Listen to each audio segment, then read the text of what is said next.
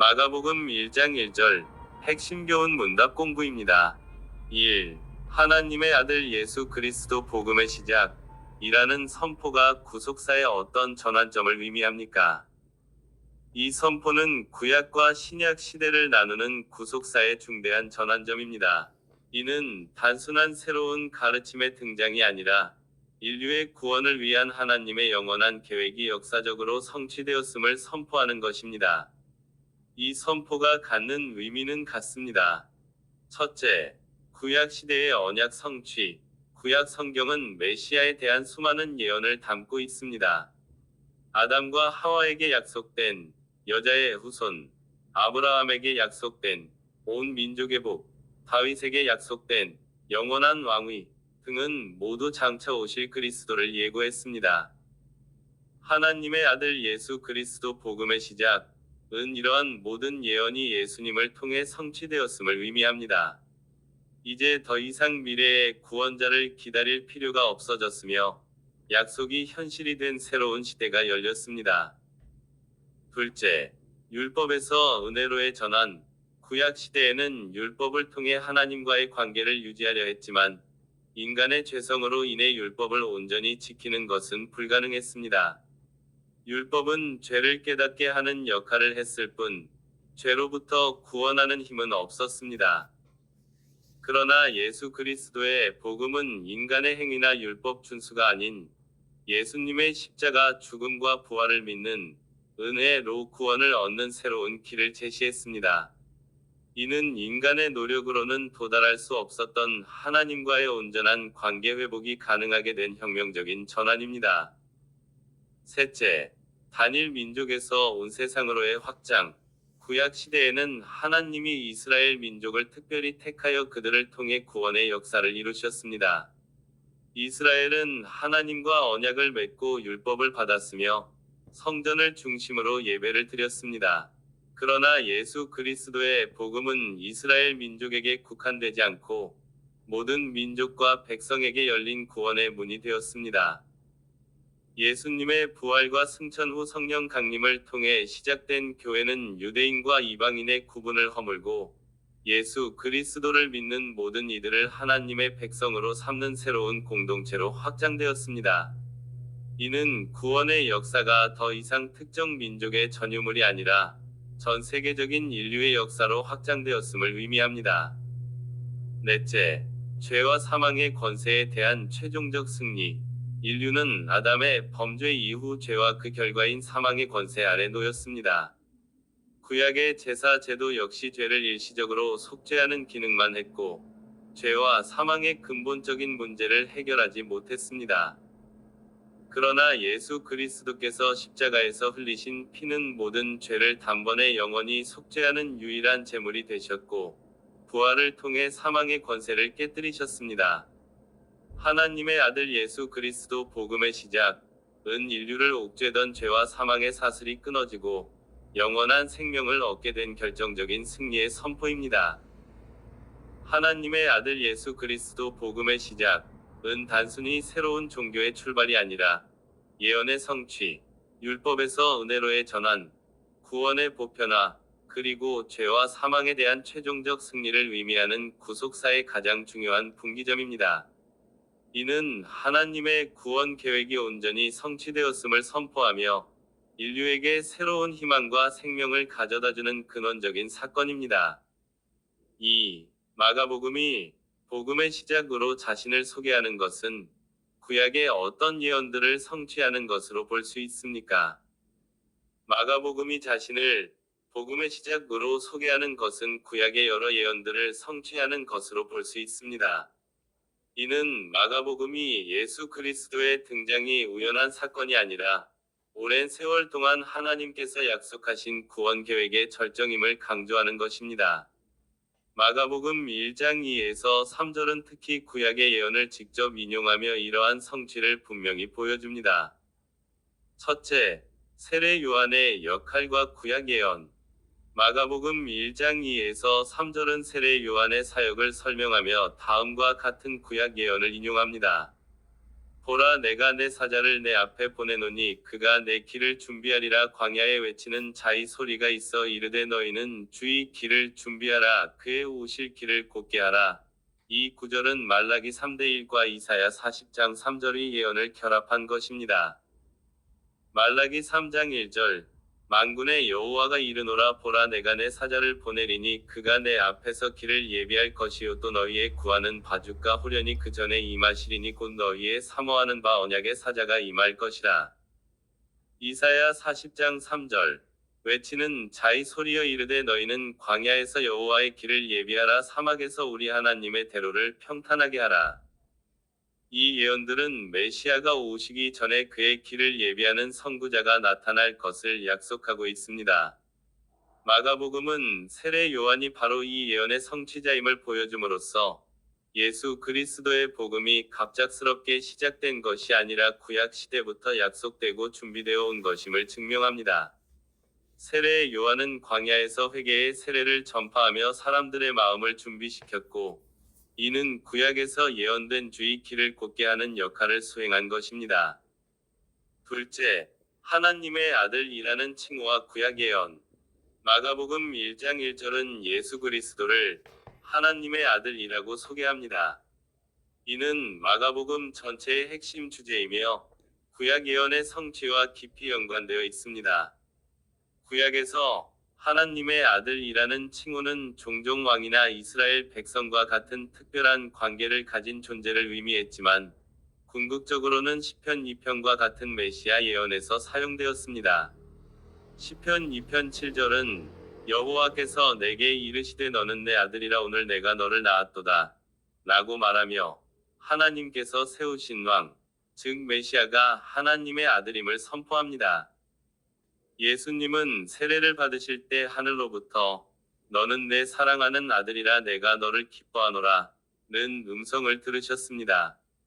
이는 시편 2편 7절과 이사야 42장 1절의 예언을 결합한 것으로 예수님이 구약이 예언한 메시아이자 하나님의 아들임을 하늘이 직접 증언한 사건입니다.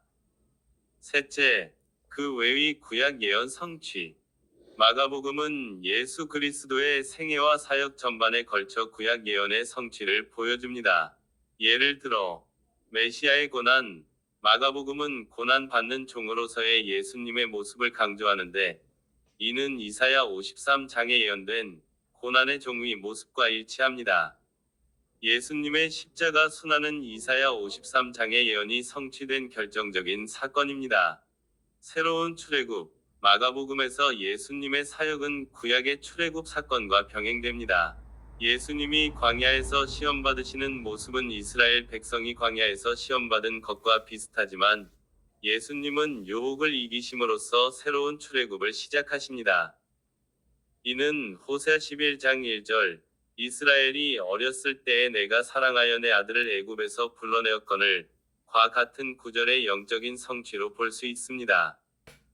이처럼 마가복음은 구약의 예언과 예수 그리스도의 삶을 긴밀하게 연결하며 예수님의 사역이 구약의 약속을 완성하고 성취하는 것임을 강력하게 선언하고 있습니다. 이는 마가복음을 읽는 독자들에게 예수 그리스도의 복음이 단순한 이야기가 아니라 하나님의 영원한 구원 계획의 성취라는 사실을 깨닫게 해줍니다. 3. 하나님의 아들이라는 칭호는 유대인에게 어떤 의미였으며 이것이 어떻게 예수님의 신성과 왕권을 증명합니까? 유대인들에게 하나님의 아들이라는 칭호는 단순한 혈연 관계를 넘어 다윗 왕과 솔로몬 같은 이스라엘의 왕, 그리고 최종적으로는 백성을 구원할 메시아를 의미했습니다. 이는 혈통적 의미가 아닌 하나님에 의해 특별한 사명과 권위를 부여받은 존재를 가리키는 직분적 혹은 메시아적 의미가 강합니다. 예수님의 신성 증명. 예수님께서는 이 칭호를 통해 단순한 인간이 아닌 신적인 존재임을 드러내셨습니다. 유대인들은 왕이 될 메시아가 하나님의 아들이라고 불릴 것이라 믿었지만 예수님은 이 칭호를 단순히 왕권의 상징으로 사용하지 않으셨습니다. 본질적 신성. 예수님은 자신과 아버지가 하나라고 말씀하시며 하나님의 아들이라는 칭호가 하나님과 본질적으로 동등한 존재임을 의미한다고 가르치셨습니다. 유대인들은 이를 신성모독으로 여겨 돌로 치려 했습니다. 초자연적 기원, 누가복음 1장 35절에 기록된 대로 예수님은 인간적인 아버지 없이 성령으로 잉태되셨습니다. 이는 그분의 기원이 초자연적이며 인간의 혈통을 초월한 신적인 존재임을 보여줍니다. 기적과 권능, 예수님은 병든 자를 고치고 죽은 자를 살리며 자연을 다스리는 등 오직 하나님만이 행할 수 있는 권능을 보이셨습니다. 이는 그분이 하나님의 아들로서 신적인 권능을 소유하고 계심을 증명하는 행위였습니다. 특히 귀신들은 예수님을 하나님의 아들로 정확히 알아보며 그분의 신적 권위를 두려워했습니다. 예수님의 왕권 증명, 하나님의 아들, 칭호는 예수님의 신성을 증명하는 동시에 그분의 영원한 왕권을 확증합니다. 메시아적 왕권, 유대인들은 다윗 왕처럼 이스라엘을 정치적으로 해방시킬 군사적 지도자를 메시아로 기대했습니다. 하지만 예수님은 십자가를 통해 인류를 죄와 죽음으로부터 해방시키는 영적 왕권을 보여주셨습니다. 그분의 왕국은 세상의 나라와는 다른 영원한 하나님의 나라입니다. 심판과 통치, 예수님은 인자가 구름을 타고 오는 것을 보리라고 말씀하시며 최후의 심판자이자 영원한 통치자로서의 자신의 왕권을 선포하셨습니다. 이는 그분의 왕권이 일시적인 세상의 권세가 아니라 모든 피조물 위에 군림하는 영원한 권위임을 보여줍니다. 부활을 통한 인정, 로마서 1장 4절은 예수님께서 죽은 자들 가운데서 부활하사 능력으로 하나님의 아들로 선포되셨다고 기록합니다. 부활은 예수님의 신성과 왕권이 하나님에 의해 공식적으로 인정되고 확증된 결정적인 사건입니다. 결론적으로 하나님의 아들이라는 칭호는 유대인에게는 다윗 왕의 후손으로서 이스라엘을 구원할 메시아를 의미했습니다.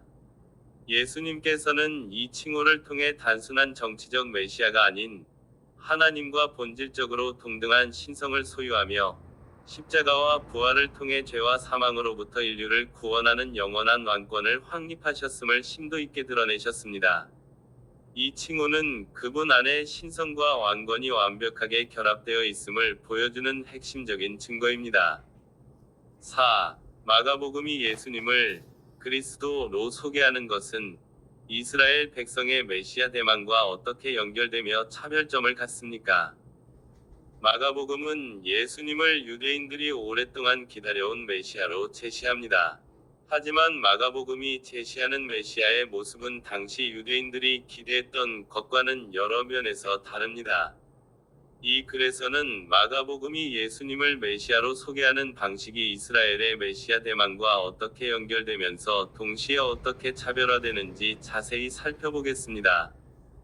이스라엘의 메시아 대망, 정치적, 군사적 구원자. 고대 이스라엘 백성의 메시아 대망은 오랜 기간 외세의 지배를 받으며 형성되었습니다. 그들은 예언서, 특히 이사야, 예레미야, 에스겔서를 바탕으로 다음과 같은 메시아의 모습을 기대했습니다. 정치적, 군사적 지도자, 다윗 왕조를 재건하고 로마 제국의 압제에서 이스라엘을 해방시킬 강력한 왕을 기다렸습니다. 메시아는 이스라엘을 다시 한번 독립된 강대국으로 만들고 흩어진 백성을 모아 영광을 회복시키는 역할을 할 것으로 믿었습니다. 영광과 심판의 메시아, 메시아의 도래는 구원과 함께 불신자들에 대한 심판을 가져오는 영광스러운 사건으로 여겨졌습니다. 그가 나타나면 원수들은 무너지고 이스라엘은 세계의 중심에 서게 될 것이라 기대했습니다. 이러한 기대는 매우 현실적이고 현세적인 구원에 초점을 맞추고 있었습니다. 이들은 메시아가 초자연적인 능력을 사용하여 이스라엘을 해방시킬 것이라고는 믿었지만 그가 고난을 받고 죽임을 당할 것이라고는 전혀 예상하지 못했습니다. 마가복음의 예수님, 고난받는 메시아. 마가복음은 이러한 유대인들의 기대에 정면으로 도전하며 예수님을 고난받는 메시아로 제시합니다. 마가복음이 예수님을 메시아로 소개하는 방식은 다음과 같은 점에서 이스라엘의 전통적인 메시아 대망과 연결되면서도 동시에 큰 차이점을 보입니다. 1. 예수님의 메시아 정체성, 연결점과 차이점. 연결점. 다윗의 후손. 마가복음 10장 47절에서 맹인 바디메오는 예수님을 다윗의 자손 예수님, 저를 불쌍히 여겨주십시오 라고 부릅니다. 이는 예수님이 이스라엘의 메시아적 기대를 상징하는 다윗 왕의 계보를 잇는 분이심을 인정하는 표현입니다. 놀라운 능력. 예수님은 병든 자를 고치고 귀신을 쫓아내며 자연을 다스리는 초자연적인 능력을 보여줍니다. 이는 백성들이 기대했던 하나님께로부터 온 권능을 지닌 메시아의 모습과 일치합니다. 차이점. 고난의 중요성. 마가복음은 예수님의 능력과 기적을 보여주지만 그 궁극적인 목적은 고난과 죽음, 그리고 부활에 있음을 강조합니다. 특히 8장, 9장, 10장에서 세 차례에 걸쳐 순환 예고가 반복됩니다. 예수님은 자신이 많은 고난을 받고 버림받고 죽임을 당할 것이며 사흘 만에 다시 살아날 것이라고 제자들에게 분명하게 말씀하십니다.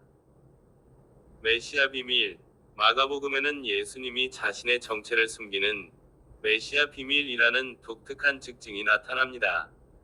예수님은 귀신들에게 자신이 하나님의 아들임을 드러내지 말라고 명령하고 기적을 행한 사람들에게는 그 사실을 아무에게도 말하지 말라고 당부합니다. 이는 예수님의 메시아 정체가 군사적이고 정치적인 기대와는 완전히 다르다는 것을 강조하기 위한 장치로 해석될 수 있습니다.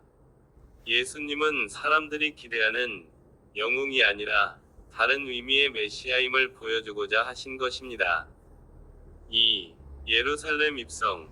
영광의 왕이 아닌 섬김의 종. 예루살렘 입성은 전통적인 메시아 기대와 마가복음의 메시아상이 충돌하는 대표적인 장면입니다. 전통적 기대. 백성들은 예루살렘에 입성하는 예수님을 환호하며 호산나, 찬송하리로다. 주의 이름으로 오시는 이곳 이스라엘의 왕이시여 라고 외칩니다. 이는 그들이 예수님을 예언된 정치적 왕으로 환영했음을 보여줍니다. 마가복음의 차이점. 예수님은 화려한 군마가 아닌 새끼 나귀를 타고 입성하십니다. 이는 스가랴서 9장 9절의 예언, 시온에 따라 크게 기뻐할지어다. 예루살렘에 따라 즐거이 부를지어다. 보라, 내 왕이 내게 임하나니 그는 공의로우며 구원을 베풀며 겸손하여서 나귀를 타나니 나귀의 작은 것 곧 나귀 새끼니라.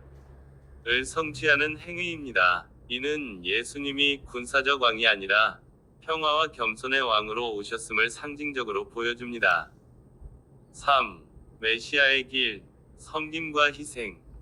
마가복음은 예수님의 사역을 섬김의 관점에서 재해석합니다.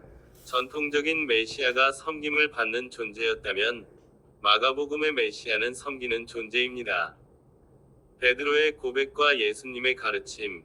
마가복음 8장에서 베드로는 예수님을 그리스도라고 고백합니다. 이는 마가복음에서 예수님의 정체가 공식적으로 드러나는 중요한 순간입니다. 그러나 예수님은 바로 그 자리에서 자신이 고난받고 죽임을 당해야 한다고 말씀하시며 제자들에게 누구든지 나를 따라오려거든 자기를 부인하고 자기 십자가를 지고 나를 따를 것이니라 고 가르치십니다. 이는 메시아의 길과 제자의 길이 고난과 희생의 길임을 명확히 보여줍니다. 인자가 온 것은 섬김을 받으려 함이 아니라 도리어 섬기려 하고 자기 목숨을 많은 사람의 대속물로 주려 함이니라. 이 구절은 마가복음 전체의 핵심 메시지라고 할 수 있습니다. 예수님이 바로 섬기기 위해 그리고 자신의 목숨을 희생하여 인류를 구원하기 위해 오신 고난받는 종이라는 것을 선언합니다. 이는 정치적, 군사적 영광을 기대했던 이스라엘의 메시아 대망을 완전히 뒤엎는 혁신적인 개념입니다. 새로운 메시아관의 제시. 마가복음은 이스라엘 백성의 오랜 메시아 대망과 예언의 맥락 속에서 예수님을 메시아로 제시합니다. 하지만 그가 단순히 군사적, 정치적 구원자로서의 메시아가 아님을 분명히 합니다.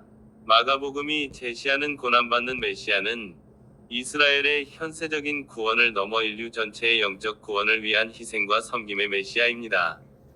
이는 당시 유대인들에게는 충격적인 개념이었지만 예수님의 십자가 죽음이 단순한 비극이 아니라 인류를 구원하기 위한 하나님의 계획이었음을 이해하게 합니다.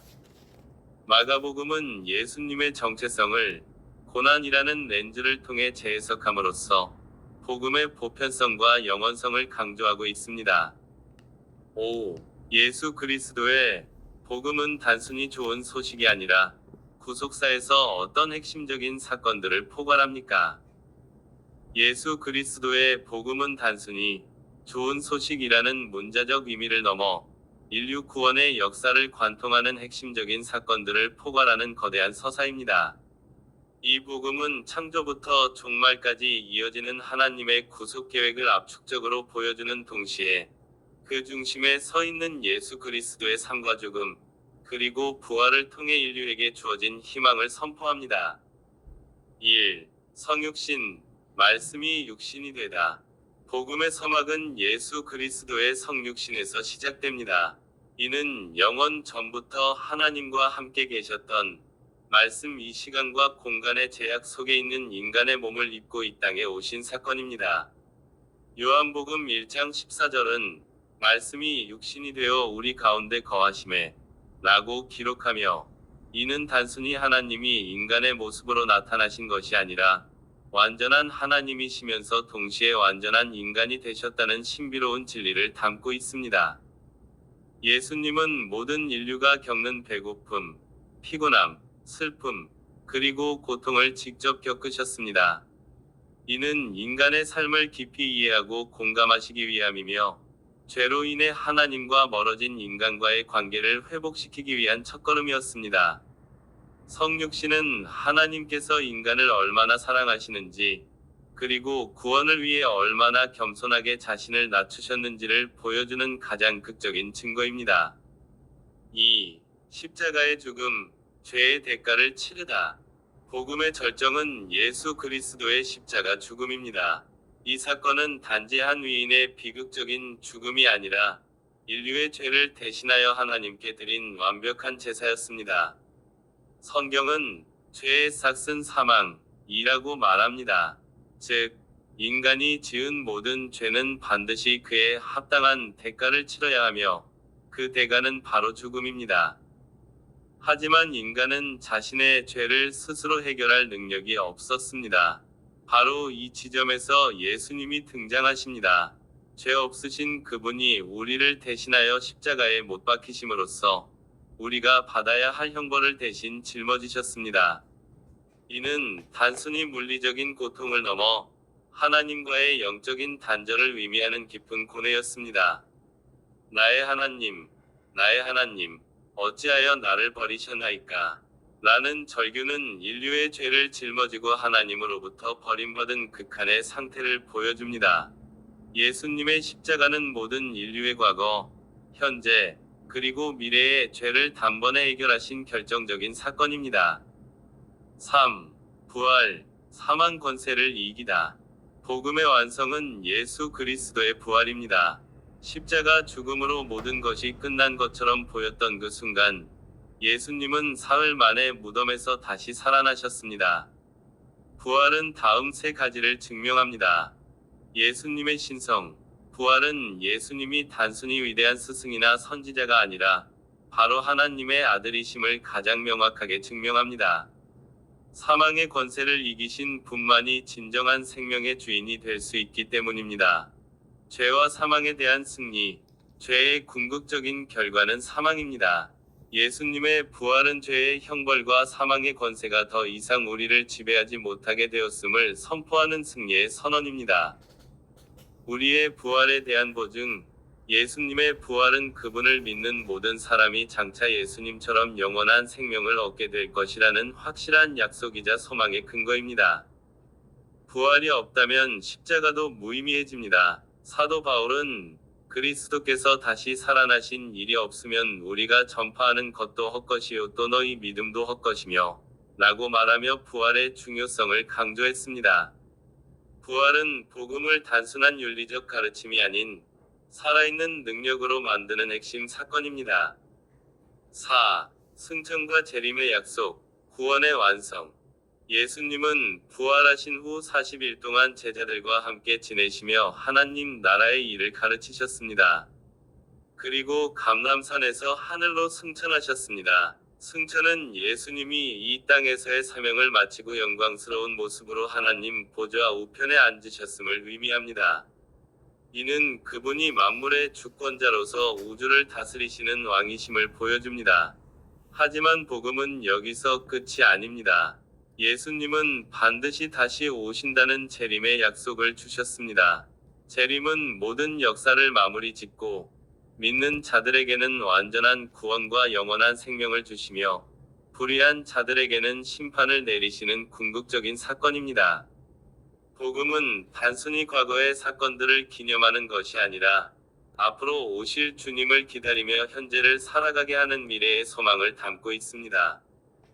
결론적으로 예수 그리스도의 복음은 다음의 핵심적인 사건들을 포괄하는 거대한 구속사입니다. 성육신, 하나님이 인간이 되신 사랑의 증거, 십자가의 죽음, 인류의 모든 죄를 대속하신 희생, 부활, 죄와 사망에 대한 승리, 승천과 재림의 약속, 영원한 구원의 완성.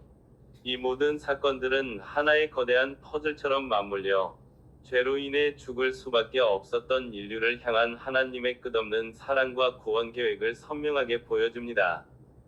복음은 단순히 좋은 소식이 아니라 이 모든 사건을 믿고 받아들이는 사람에게 영원한 생명을 선물하는 능력 그 자체입니다. 6. 이 복음의 시작이 갖는 종말론적인 의미는 무엇이며 이것이 하나님 나라의 도래와 어떻게 관련됩니까? 마가복음 1장 1절은 하나님의 아들 예수 그리스도의 복음의 시작이라 고 선언합니다. 이 구절에 나오는 시작이라는 단어는 단순한 시간적 출발점을 넘어 심오한 종말론적 의미를 내포합니다. 이것은 세상 역사에 새로운 시대가 열렸음을 알리는 선포이며 구약 성경이 예언했던 마지막 시대, 즉 하나님 나라의 도래를 알리는 신호탄입니다. 종말론적 시작의 의미. 마가복음 1장 1절이 시작은 구약 성경의 창세기 1장 1절 태초에 하나님이 천지를 창조하시니라 를 의도적으로 연상시킵니다. 창조의 태초가 인류 역사의 첫 장을 열었다면 마가복음의 시작은 새로운 창조와 새로운 시대가 예수 그리스도를 통해 시작되었음을 선포합니다. 이는 다음과 같은 종말론적 의미를 갖습니다. 새로운 창조의 시작, 죄와 사망으로 오염된 옛 창조는 이제 끝나고 예수 그리스도를 통해 하나님의 통치가 회복되는 새로운 창조가 시작되었습니다. 예수님의 사역은 단순한 윤리적 가르침이나 치유행위가 아니라 잃어버린 낙원을 회복하고 인간과 하나님 사이의 관계를 재건하는 재창조 사역입니다. 하나님 나라의 침투. 구약의 예언자들은 미래에 하나님이 직접 오셔서 악을 심판하고 당신의 나라를 세우실 것이라고 예언했습니다. 마가복음 1장 1절은 그 예언이 예수 그리스도를 통해 지금 바로 이 순간에 성취되고 있다고 선언합니다. 하나님 나라는 단순히 미래의 올 완전한 왕국뿐만 아니라 예수님의 사역을 통해 이미 이 세상에 침투하여 역동적으로 확장되고 있는 현실입니다. 옛 시대의 종말. 예수님의 오심은 옛 언약의 시대와 율법죄, 그리고 사탄의 통치가 종결되었음을 의미합니다. 마가복음 1장 1절이 시작은 단순히 새로운 것이 시작되었다는 긍정적 의미뿐만 아니라 옛 것이 끝나고 심판받았다는 부정적 의미도 동시에 내포합니다. 이는 마가복음 전체에서 예수님이 바리새인들의 형식주의와 사탄의 권세를 무너뜨리는 모습으로 구체화됩니다. 하나님 나라의 도래와 연결. 마가복음 1장 1절이 시작은 예수님의 하나님 나라 선포와 직접적으로 연결됩니다. 마가복음 1장 15절에서 예수님은 때가 찼고 하나님 나라가 가까이 왔다. 고 선포하십니다. 이 두 구절은 마가복음 전체의 핵심 주제를 제시하는 역할을 합니다. 하나님 나라의 임의와 아직, 마가복음은 하나님 나라가 예수님의 사역을 통해 이미 도래했지만 아직은 완성되지 않고 아직 오고 있는 종말론적 긴장 상태를 보여줍니다. 예수님은 병든 자를 고치고 귀신을 쫓아내며 하나님의 통치를 실제로 보여주십니다. 이는 하나님 나라의 능력이 이미 이 세상에 임했음을 증명하는 사건들입니다. 그러나 동시에 예수님은 고난받고 십자가에 달리시며 그분의 재림을 통해 하나님 나라가 최종적으로 완성될 것을 예고하십니다. 새로운 이스라엘의 탄생. 구약의 이스라엘은 하나님의 나라를 대표했지만 율법을 제대로 지키지 못하고 실패했습니다. 마가복음 1장 1절이 시작은 실패한 옛 이스라엘 대신 예수 그리스도를 중심으로 한 새로운 이스라엘, 즉 교회가 시작되었음을 의미합니다. 예수님은 새로운 선민인 제자들을 부르시고 이들을 통해 하나님 나라를 온 세상에 전파하게 하십니다. 종말론적 복음. 마가복음 1장 1절이 복음, 예수 그리스도를 통해 하나님 나라가 임했다는 종말론적 선포입니다. 이 복음은 듣는 자들에게 즉각적인 회개와 믿음을 요구하며 새로운 시대에 합당한 삶을 살도록 도전합니다. 이는 미래에 단순히 일어날 사건이 아니라 현재 우리의 삶과 선택에 영향을 미치는 역동적인 현실입니다. 결론적으로 마가복음 1장 1절은 단순한 서문이 아니라 예수님의 오심이 구약의 모든 예언이 성취되는 종말론적 사건임을 선포하는 선언입니다. 이 구절은 하나님 나라가 예수 그리스도를 통해 이미 시작되었고 이제 우리는 그 나라의 완성을 아직 기다리며 믿음으로 살아가야 하는 종말론적 긴장 속에 놓여 있음을 알려줍니다. 7. 마가복음 1장 1절은 복음서 전체의 주제를 압축적으로 보여주는데 이 주제가 구속사의 큰 흐름 속에서 어떤 역할을 합니까? 마가복음 1장 1절은 복음서 전체의 주제를 압축적으로 보여주며 이 주제는 구속사의 큰 흐름 속에서 매우 중요한 역할을 합니다. 이 구절은 하나님의 아들 예수 그리스도의 복음의 시작이라는 선언을 통해 예수님이 누구신지를 밝히고 그분이 오신 목적을 명시함으로써 구속사의 핵심을 드러냅니다. 이 주제는 크게 세 가지 측면에서 구속사와 연결됩니다. 1. 구약 성취와 구속사의 전환점. 마가복음 1장 1절은 구약의 예언과 약속이 예수님을 통해 성취되었음을 선언합니다. 구약은 메시아의 오심을 예고하며 그분이 오시면 죄와 사망의 권세가 깨지고 하나님의 통치가 시작될 것이라고 말했습니다. 마가복음은 이 예언의 성취가 바로 예수 그리스도에게서 시작되었다고 선포합니다. 예수님은 다윗의 후손으로 오셔서 영원한 왕국을 세우시고 아브라함의 후손으로서 모든 민족에게 복을 가져다 주시는 약속의 성취자입니다. 이처럼 마가복음 1장 1절은 구약 시대의 종말과 신약 시대의 시작을 알리는 구속사의 전환점입니다. 예수님의 오심은 더 이상 약속을 기다리는 시대가 아니라 약속이 성취되는 시대가 되었음을 의미합니다. 2. 죄로부터의 구원과 새로운 창조. 마가복음 1장 1절이 복음은 단순히 좋은 소식이 아니라 죄로 인해 단절된 하나님과의 관계를 회복시키는 소식입니다. 인간은 아담과 하와의 타락 이후 죄와 사망의 굴레에 갇히게 되었습니다. 구약은 율법과 제사를 통해 죄의 문제를 해결하려 했지만 이는 일시적이었고 근본적인 해결책은 아니었습니다. 그러나 예수 그리스도는 이 문제를 해결하기 위해 오셨습니다. 그분은 십자가에서 죽으심으로써 인류의 죄를 대속하셨고 부활하심으로써 사망의 권세를 깨뜨리셨습니다. 마가복음 1장 1절은 바로 이 구원의 복음을 선포하며 이는 단순히 개인의 죄 사함을 넘어 인류 전체를 구원하고 새로운 창조를 시작하는 구속사의 핵심 사건입니다. 예수님을 믿는 자들은 죄의 종이 아니라 하나님의 자녀로 다시 태어나게 됩니다. 3. 하나님 나라의 도래와 최종적인 완성. 마가복음 1장 1절은 예수님이 단순히 메시아를 넘어 하나님의 아들이심을 강조합니다. 이는 예수님의 신성을 나타내며 그분이 바로 하나님 자신이라는 것을 의미합니다. 예수님은 하나님 나라를 선포하고 병자를 고치고 귀신을 쫓아내며 자연을 다스리심으로써 하나님 나라의 능력을 보여주셨습니다. 마가복음 1장 1절의 주제는 이 하나님 나라가 예수 그리스도를 통해 이미 시작되었음을 의미합니다. 비록 하나님 나라가 아직 완전히 완성되지는 않았지만 예수님의 초림을 통해 이미 시작되었고 그분의 재림을 통해 최종적으로 완성될 것입니다.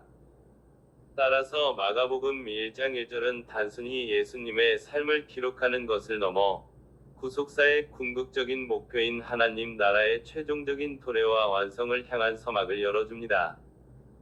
결론적으로 마가복음 1장 1절은 구약의 예언 성취, 죄로부터의 구원, 그리고 하나님 나라의 도래라는 구속사의 세 가지 핵심 주제를 압축적으로 담고 있습니다. 이 구절은 예수님을 중심으로 구속사가 어떻게 전개되고 완성되는지를 보여주는 청사진과 같습니다. 8. 하나님의 아들이신 예수님의 복음이 선포됨으로써 아브라함에게 약속된 하나님 나라의 비전은 어떻게 구체화됩니까? 하나님의 아들이신 예수님과 아브라함에게 약속된 하나님 나라의 비전, 예수 그리스도의 복음이 선포됨으로써 아브라함에게 약속되었던 하나님의 나라 비전은 그저 막연한 미래가 아닌 실체적이고 구체적인 현실로 우리에게 다가왔습니다. 아브라함 언약은 그 자체로 시와 땅, 그리고 복이라는 세 가지 핵심 요소로 이루어져 있으며 이 세 가지가 예수님을 통해 어떻게 완전히 성취되고 확장되었는지 자세히 살펴보겠습니다. 1. 시, 자손의 성취와 확장. 아브라함에게 하신 하나님의 첫 번째 약속은 그의 씨가 하늘의 별과 같이 많아질 것이라는 것이었습니다. 이 약속은 단지 육체적인 자손의 번성을 넘어 영적인 의미를 내포하고 있습니다. 예수님은 이 약속의 궁극적인 시로 오셨습니다. 바울 사도는 갈라디아서 3장 16절에서 이 약속들은 아브라함과 그 자손에게 말씀하신 것인데 여럿을 가리켜 그 자손들이라 하지 아니하시고 오직 하나를 가리켜 내 자손이라 하셨으니 곧 그리스도라 고 분명히 말합니다. 예수님을 믿고 의지하는 모든 사람은 민족, 성별, 문화의 경계를 넘어 영적으로 아브라함의 자손이 됩니다. 이는 육적인 혈통을 초월하여 믿음 안에서 새로운 공동체를 형성하는 것을 의미합니다. 예수님은 이 새로운 공동체의 머리가 되시며 이 공동체는 바로 그리스도의 몸, 즉 교회입니다.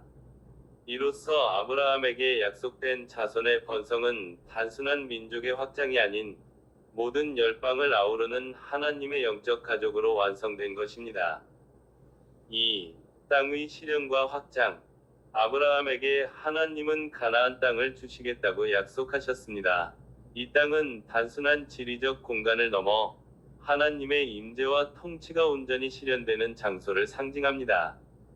구약 시대의 이스라엘 백성은 이 약속의 땅을 차지하고 살면서 하나님의 통치를 경험했지만 그들의 죄와 불순종으로 인해 이 땅의 비전은 온전히 완성되지 못했습니다. 그러나 예수 그리스도께서는 새로운 차원의 땅의 비전을 제시하셨습니다. 그분은 하나님 나라의 통치 그 자체를 선포하셨습니다. 예수님의 복음은 특정한 지리적 영역에 국한되지 않고 예수 그리스도를 왕으로 모신 모든 사람의 마음속에 하나님의 통치가 임하는 것을 의미합니다. 예수님께서는 하나님의 나라는 여기 있다 저기 있다고 할 수 없나니 하나님의 나라는 너희 안에 있느니라 고 말씀하셨습니다. 또한 요한계시록을 통해 우리는 이 땅의 비전이 최종적으로 어떻게 완성될지 볼 수 있습니다. 모든 죄와 고통이 사라진 새 하늘과 새 땅, 즉 영원한 하나님 나라가 바로 예수님을 통해 궁극적으로 주어질 약속의 땅입니다. 이로써 아브라함에게 약속된 땅은 이 땅의 지리적 영역을 넘어 예수 그리스도의 통치가 미치는 모든 곳으로 확장되고 결국 영원한 하나님의 나라로 완성됩니다. 3. 복의 성취와 확장. 아브라함에게 약속된 복은 땅의 모든 족속이 너로 말미암아 복을 얻을 것이라는 약속이었습니다. 이 복은 단순히 물질적인 풍요나 성공을 의미하는 것이 아닙니다. 이 복의 핵심은 바로 구원입니다. 아브라함이 믿음으로 의롭다 함을 받은 것처럼 예수 그리스도를 믿는 모든 사람이 죄에서 구원받아 하나님과의 관계가 회복되는 것이 바로 이 약속의 복입니다. 예수님은 십자가에서 모든 인류의 죄를 대신하여 죽으시고 부활하심으로써 이 복을 실제로 가져오셨습니다. 그분의 죽음과 부활은 하나님과의 깨어진 관계를 회복시키는 유일한 길을 열었습니다. 이제 예수님을 믿는 사람은 누구나 하나님과의 온전한 관계를 회복하고 영생을 얻는 복을 누리게 됩니다. 이 복은 아브라함의 자손인 이스라엘 민족에게만 국한된 것이 아닙니다. 예수님의 복음이 전 세계로 선포됨으로써 유대인이든 이방인이든 모든 인류가 이 복음으로 말미암아 구원받을 수 있게 되었습니다.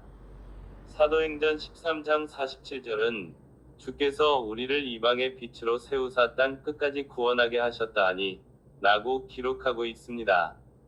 이는 아브라함에게 주셨던 약속이 예수님을 통해 온 세상, 땅 끝까지 전파될 것을 보여줍니다. 결론적으로 예수 그리스도와 그분의 복음은 아브라함에게 주어졌던 막연한 약속들을 실체적인 완성으로 이끄셨습니다. 예수님은 아브라함 언약의 시, 땅, 그리고 복을 완전히 성취하시고 이를 유대인과 이방인을 아우르는 영적 공동체, 즉 교회로 확장하셨습니다. 이로써 아브라함에게 약속된 하나님의 나라 비전은 예수 그리스도의 십자가와 부활을 통해 구체적으로 실현되고 온 인류에게 구원의 소식으로 선포된 것입니다. 예수님을 통해 완성된 하나님의 나라, 여러분은 그 나라의 비전을 어떻게 살아가고 계신가요? 9. 마가복음 1장 1절은 독자들에게 예수님을 누구로 인식하고 어떤 구속사적 맥락에서 따라야 할 것을 요구합니까? 마가복음 1장 1절은 하나님의 아들 예수 그리스도의 복음의 시작이라는 짧지만 매우 함축적인 문장입니다. 이 한 절은 독자들에게 예수님을 누구로 인식하고 어떤 구속사적 맥락에서 따라야 할 것을 요구하는지 심오한 통찰을 제공합니다. 예수님을 누구로 인식해야 하는가? 마가복음 1장 1절은 독자들에게 예수님을 하나님의 아들이자 그리스도로 인식하도록 요구합니다. 이 두 가지 호칭은 예수님의 정체성에 대한 핵심적인 선언이자 그분의 사역을 이해하는 데 필수적인 열쇠입니다. 1. 하나님의 아들. 이 호칭은 예수님의 신성을 강조합니다. 단순히 하나님께 속한 존재라는 의미를 넘어 하나님과 본질적으로 동일한 신적 권위를 가진 분이라는 뜻입니다. 고대 유대 문헌에서 하나님의 아들은 종종 왕이나 특별한 사명을 가진 인물을 가리키는 데 사용되었지만 마가복음은 이 호칭을 예수님의 초자연적인 신성을 나타내는 데 사용합니다. 마가복음 전체에 걸쳐 이 정체성은 다양한 방식으로 드러납니다. 예수님은 자연을 다스리고 병을 고치며 심지어 귀신을 쫓아내는 신적 권위를 보여주십니다. 이 권위는 인간의 범위를 넘어선 것으로 독자들은 예수님을 단순한 선지자나 위대한 스승이 아닌 하나님 자신으로 인식해야 한다는 것을 깨닫게 됩니다. 2. 그리스도는 헬라어 크리스토스의 음역으로 히브리어 메시아와 같은 의미입니다. 이는 기름 부음 받은 자를 뜻하며 구약 성경에서 하나님이 특별한 사명을 주어 기름 부으신 왕, 제사장, 선지자 등을 가리키는 칭호였습니다.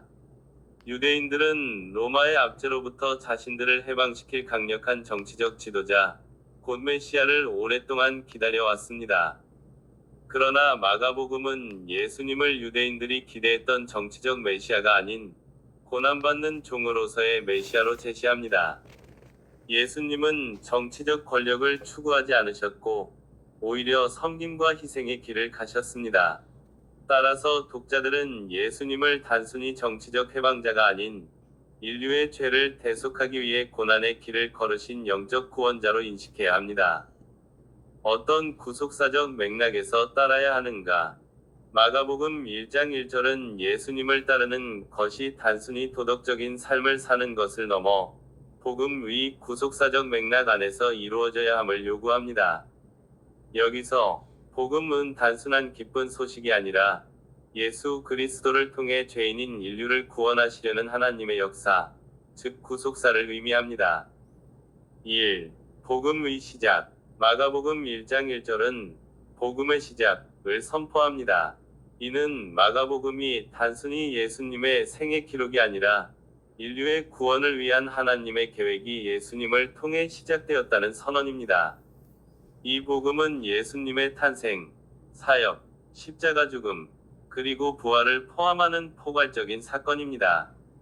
독자들은 이 복음의 전체적인 맥락 속에서 예수님을 이해하고 따라야 합니다. 즉, 예수님을 따르는 것은 단지 그분의 가르침을 배우는 것을 넘어 예수님의 죽음과 부활을 통해 이루어진 구원 사역에 동참하는 것을 의미합니다. 2. 구속사적 관점. 마가복음은 예수님의 행적을 구약 성경의 예언 성취라는 관점에서 제시합니다. 예를 들어 1장 2에서 3절은 곧바로 이사야 선지자의 예언을 인용하며 세례 요한의 등장을 설명합니다. 이는 예수님의 사역이 갑자기 시작된 것이 아니라 오래전부터 계획된 하나님의 구원 역사의 일부임을 보여줍니다. 따라서 독자들은 예수님을 따르는 행위가 개인적인 신앙생활을 넘어 인류를 구원하시려는 하나님의 원대한 역사에 동참하는 것임을 깨달아야 합니다. 마가복음 1장 1절은 독자들에게 예수님을 하나님의 신성을 가진 구원자이자 고난을 통해 인류를 구원하시는 메시아로 인식하라고 요구합니다.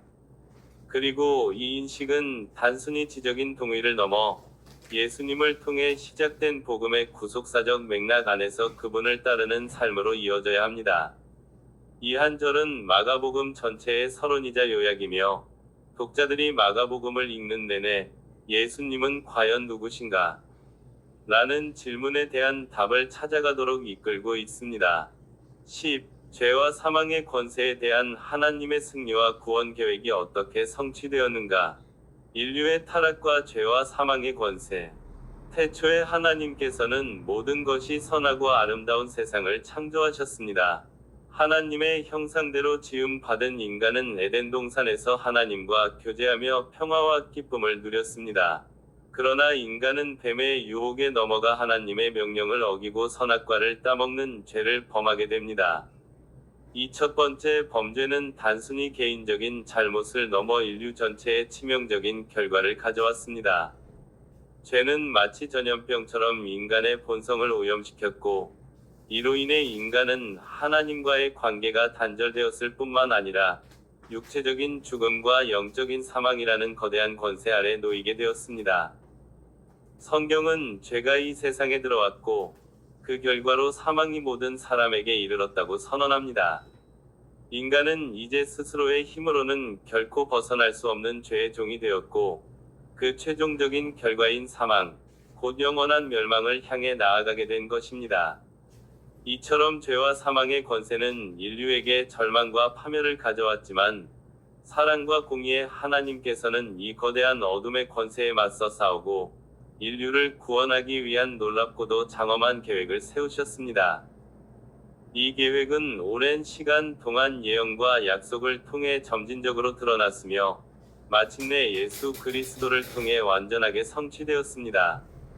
이제 이 구원 계획이 어떻게 단계적으로 실현되었고 죄와 사망의 권세가 어떻게 궁극적으로 패배했는지 아주 자세하고 길게 해설해 보겠습니다.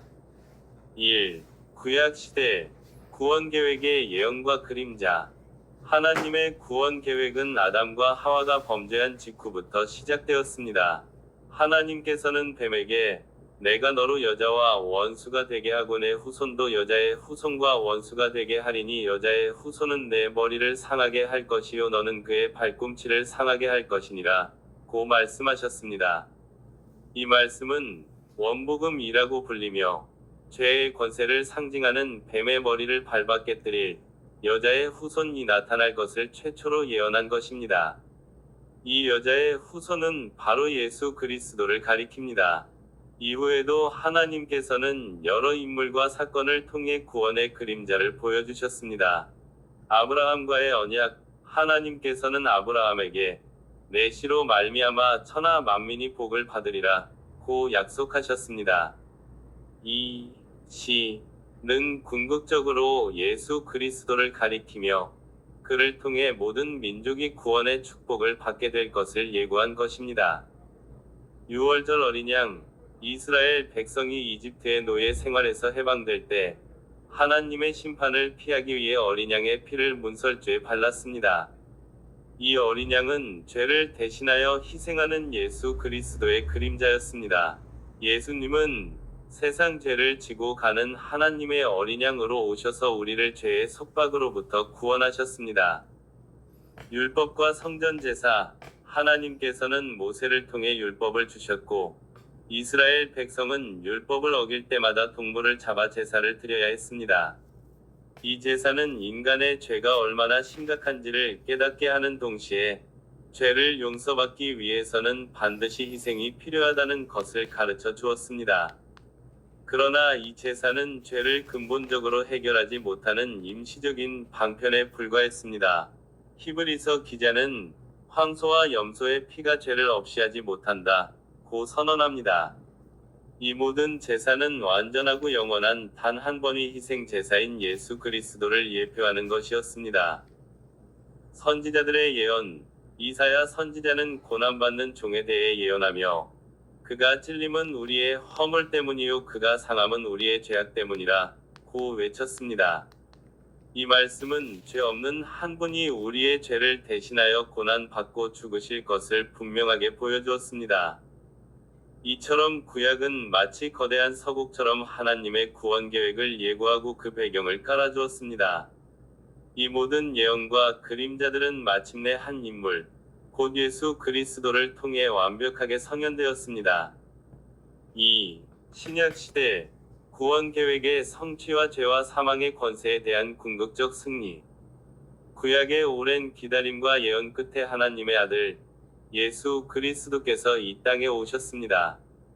그의 탄생은 단순히 한 인간의 탄생이 아니라 하나님의 구원 계획이 본격적으로 실행되는 순간이었습니다. A. 예수 그리스도의 삶과 사역, 죄 없는 삶을 통해 이루신 위의 성취. 예수님은 모든 인간이 죄의 권세 아래 놓여 있는 것과 달리 단 한 번의 죄도 범하지 않으신 완전한 위인으로 사셨습니다. 그의 삶은 율법의 모든 요구를 완벽하게 충족시키는 삶이었습니다. 율법은 죄를 깨닫게 하고 죄로 인해 죽을 수밖에 없는 인간의 비참한 상태를 드러냈지만 예수님은 율법을 완전하게 지켜냄으로써 우리를 대신하여 위를 이루셨습니다. 또한 예수님은 이 땅에 오셔서 병든 자를 고치고 귀신을 쫓아내고 죽은 자를 살리셨습니다. 이러한 기적들은 단순한 초자연적인 사건이 아니라 죄와 사망의 권세가 지배하는 세상에 하나님의 나라가 이미 임했음을 보여주는 표적이었습니다. 병은 죄의 결과이며 죽음은 죄의 최종적인 산물입니다.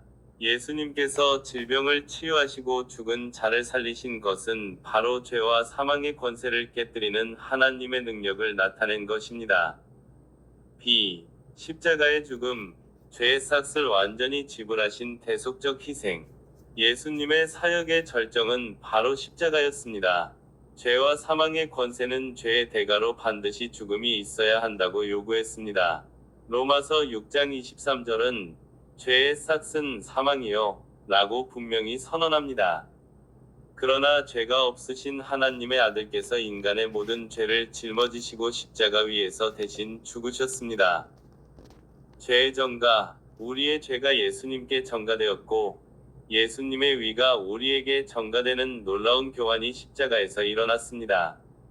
하나님이 죄를 알지도 못하신 이를 우리를 대신하여 죄로 삼으신 것은 우리로 하여금 그 안에서 하나님의 위가 되게 하려 하심이라. 하나님의 공의를 만족시키심. 예수님의 십자가 죽음은 단순히 죄를 용서해 달라고 호소하는 행위가 아니었습니다. 그것은 죄에 대한 하나님의 공의로운 진노를 온전히 받아내신 사건입니다. 예수님은 하나님과의 관계가 단절된 우리의 상태를 대신하여 철저히 버림받으셨고, 그 결과 죄에 대한 하나님의 진노는 만족되었습니다. 죄의 권세를 무력화시키심. 죄의 권세는 인간을 사망으로 끌고 가는 힘을 가지고 있었습니다. 그러나 예수님께서 죄 없는 분으로 죄의 삭신 사망을 온전히 지불하심으로써 죄는 더 이상 우리를 정죄하고 사망으로 이끌 수 있는 법적인 힘을 상실하게 되었습니다. 부활, 사망의 권세에 대한 궁극적 승리 선언. 십자가에서 죽으신 예수님께서 3일 만에 다시 살아나신 부활 사건은 인류 구원 계획의 가장 핵심적인 사건이자 죄와 사망의 권세에 대한 하나님의 최종적인 승리 선언입니다. 부활은 승리의 증거. 만약 예수님이 부활하지 않으셨다면 그의 죽음은 수많은 순교자들의 죽음 중 하나에 불과했을 것입니다. 그러나 그는 부활하심으로써 자신의 죽음이 죄에 대한 완전한 승리였음을 증명하셨습니다. 사망이 그를 붙들 수 없었던 것입니다. 부활은 우리의 소망. 예수 그리스도의 부활은 그를 믿는 우리에게도 동일한 부활의 소망이 있음을 보증합니다. 예수 그리스도를 죽은 자 가운데서 다시 살리심으로 말미암아 우리를 거듭나게 하사 산 소망이 있게 하시며, 이제 우리에게 죽음은 영원한 끝이 아니라 부활하여 영원한 생명을 누리는 문이 되었습니다.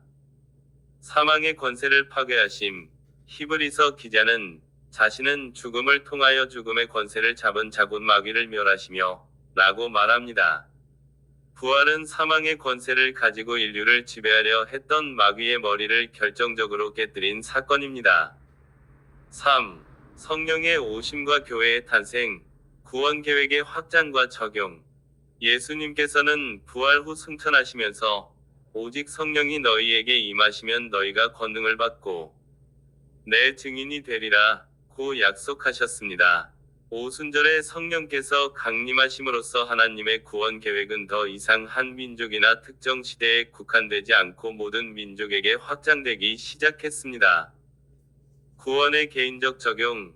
성령님께서는 예수 그리스도의 구원 사역을 개인의 삶에 적용시키는 역할을 하십니다. 성령의 감동으로 우리는 자신의 죄를 깨닫고 예수님을 구주로 고백하게 되며 그의 대속적인 죽음과 부활을 믿음으로 받아들입니다. 죄의 습관과 세력으로부터의 자유. 예수님의 십자가는 죄의 법적 권세를 무력화시켰지만 죄의 습관과 세력은 여전히 우리 안에 남아 있습니다. 그러나 성령님은 우리 안에 거하시면서 우리가 죄와 싸워 이길 수 있는 힘을 주십니다. 성령으로 행하라 그리하면 육체의 욕심을 이루지 아니하리라. 영원한 생명의 보증. 성령님은 우리가 하나님의 자녀가 되었다는 것을 인치시는 보증이 되십니다. 성령님이 우리 안에 계심으로 우리는 영원한 생명을 얻었음을 확신하게 됩니다. 4. 종말론적 승리. 그리스도의 재림과 최종적인 심판. 하나님의 구원 계획은 아직 완전히 끝난 것이 아닙니다. 예수 그리스도께서는 다시 오실 것이며 그때 죄와 사망의 권세는 최종적으로 멸망하게 될 것입니다. 악의 완전한 심판. 그리스도의 재림 때에는 죄와 사망의 근원인 사탄과 그의 세력이 영원한 불못에 던져져 최종적인 심판을 받게 될 것입니다. 또 내가 새 하늘과 새 땅을 보니 처음 하늘과 처음 땅이 없어졌고 바다도 다시 있지 않더라. 새 하늘과 새 땅의 완성. 죄와 사망으로 인해 오염되고 고통받던 이 세상은 완전히 사라지고 죄와 사망, 눈물과 고통이 없는 새 하늘과 새 땅이 완성될 것입니다. 몸의 부활과 영생. 예수님을 믿고 죽은 모든 성도들은 부활하여 영광스러운 몸을 입고 영원히 예수님과 함께 살게 될 것입니다. 하나님의 영원한 승리. 하나님의 구원 계획은 아담의 범죄로 인해 시작된 죄와 사망의 거대한 권세를 향한 하나님의 사랑과 공의의 전쟁이었습니다. 이 전쟁은 수천 년에 걸쳐 진행되었고 마침내 예수 그리스도의 십자가 죽음과 부활로 결정적인 승리를 거두었습니다. 이 승리는 단순히 죄를 용서하는 것을 넘어 죄의 권세를 파괴하고 사망을 무력화시키며 우리에게 영원한 생명과 하나님과의 온전한 교제라는 궁극적인 구원을 선물했습니다. 이제 우리는 더 이상 죄의 종이 아니라 하나님의 자녀이며 사망을 두려워할 필요 없이 영원한 생명의 소망을 가진 존재가 되었습니다. 이 모든 것은 오직 하나님의 무한한 사랑과 지혜, 그리고 예수 그리스도의 희생과 부활로 인해 가능했습니다. 하나님의 구원 계획은 우리에게 절망이 아닌 소망을, 죽음이 아닌 영원한 생명을 가져다주는 위대한 승리의 역사입니다. 감사합니다.